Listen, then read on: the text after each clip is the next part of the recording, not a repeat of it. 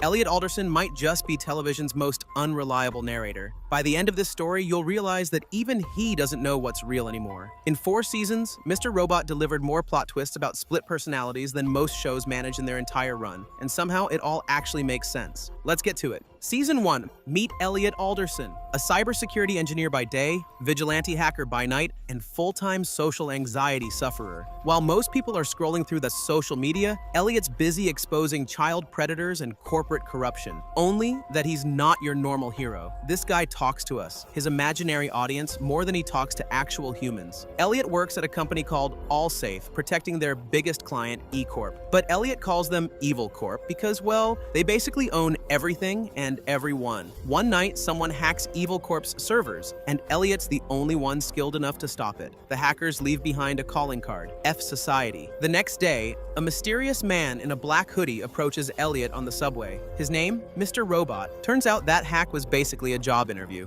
Mr. Robot leads a group of anarchist hackers operating out of an abandoned arcade, and they want Elliot to help them pull off the ultimate hack, erasing all debt records from Evil Corp's servers. Just imagine waking up tomorrow and your student loans just disappeared. That's the dream they're selling. The F Society crew is like a cyberpunk version of a heist movie team. There's Mobley, Romero, Trenton, and then there's Darlene. Think Fight Club's Marla Singer, but with better hacking skills and even more attitude. Elliot's got personal beef with Evil Corp too. Their chemical plant leaked toxic waste that killed his father, giving him cancer. When young Elliot tried to tell his mom about his dad's illness, his father got angry and accidentally pushed him out a window. So yeah, there's more to it than just changing the world. It's about revenge. Their first major target is Steel Mountain, an offline data storage facility where Evil Corp keeps their backup files. They can't just hack it remotely. Someone has to get inside. They disguise Elliot as a tech billionaire, get him a tour, and he plants a device that'll overheat the servers and fry everything. Mission accomplished. But there's a problem. They're working with a mysterious Chinese hacker group called the Dark Army, and suddenly, these partners decide to pull out. Without taking down the backup servers in China, destroying Steel Mountain was basically pointless. While all this is happening, Elliot's trying to maintain some semblance of a normal life. He's seeing a therapist named Krista, dating his neighbor Shayla, who sells him morphine for his depression, and trying to help his childhood friend Angela deal with her own Evil Corp trauma. Angela's mom also died from that same chemical leak, and she's determined to get justice. She even takes a job at Evil Corp, thinking she can change things from the inside. The CEO, Philip Price, takes a creepy interest in her, but we'll come back to why that matters later. Then there's Tyrell Wellick. Remember Patrick Bateman from American Psycho? But instead of murdering people, he just pays homeless guys to let him beat them up. He's Evil Corp's ambitious executive who's willing to do anything to climb the corporate ladder. When he doesn't get promoted to CTO, things get messy. His equally ruthless wife suggests he seduce the new CTO's wife for leverage, but Tyrell accidentally kills her instead. Oops. Meanwhile, Elliot manages to convince the Dark Army leader, White Rose, to rejoin their operation. White Rose is obsessed with time. She has her watch beep every minute and always talks about how precious time is. Little did we know how important that detail would become. As the hack approaches, Elliot and Darlene celebrate, and in the heat of the moment, he kisses her. Her reaction? Complete disgust. Why? Because she's his sister. Yeah, Elliot forgot he had a sister. That's not normal. This makes Elliot realize something's seriously wrong with his mind. He pulls out a CD labeled "Only Open If You Think You're Crazy" and finds photos of Mr. Robot with his father.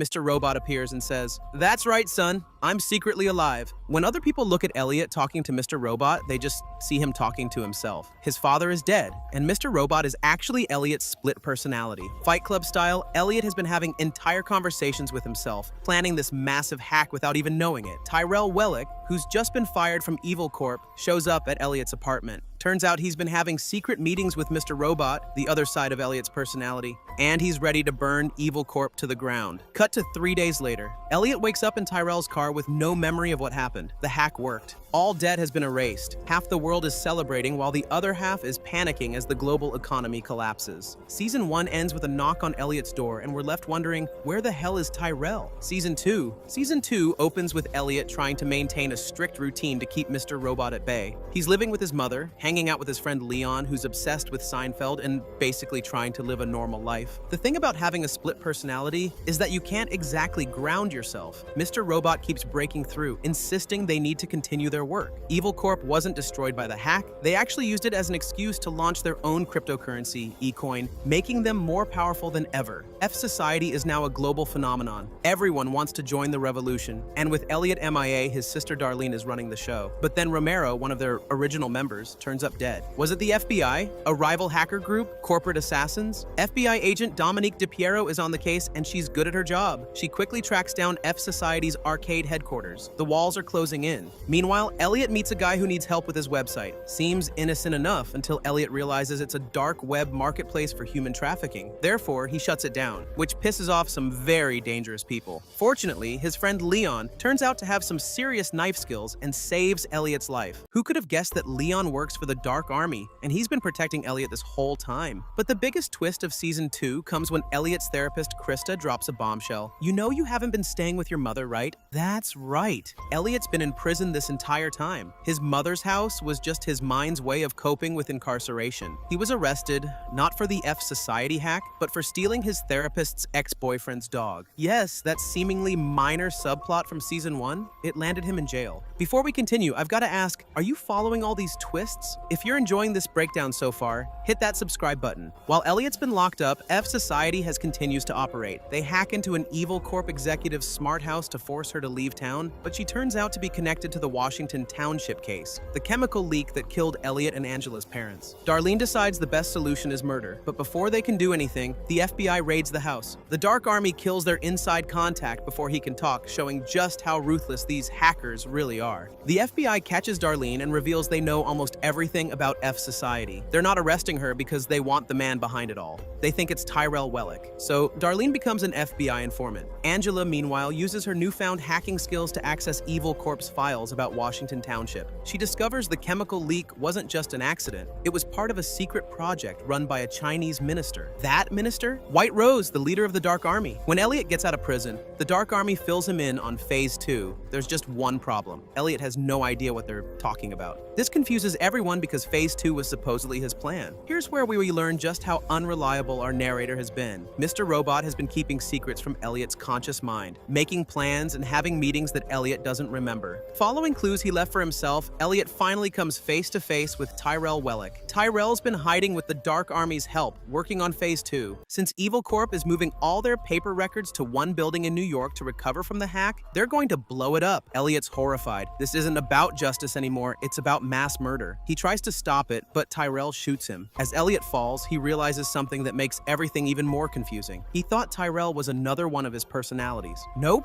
Tyrell is very real, and Elliot is very shot. Season 3. Season 3 picks up immediately after that cliffhanger. Elliot survives his gunshot wound and finds himself in the middle of a three-way war between F Society, Evil Corp, and the Dark Army. The hack that started everything has created chaos. The global economy is in freefall, riots are breaking out, and people are looking for someone to blame. Evil Corp is using the crisis to consolidate power, while the Dark Army has their own mysterious agenda. We finally learn what the Dark Army really wants. It's not just about bringing down capitalism. White Rose has been building some kind of machine at the Washington Township plant. What does it do? That's the million-dollar question that won't be answered until the final season. Angela gets pulled deeper into White Rose's web. In a weird scene that feels like a fever dream, White Rose shows Angela something that completely changes her worldview. We don't see what it is, but whatever White Rose reveals turns Angela into a true believer. Meanwhile, Elliot and Mr. Robot are forced to work together as the FBI closes in on F Society. They pull off increasingly desperate hacks to stay ahead of the authorities, but every victory comes at a cost.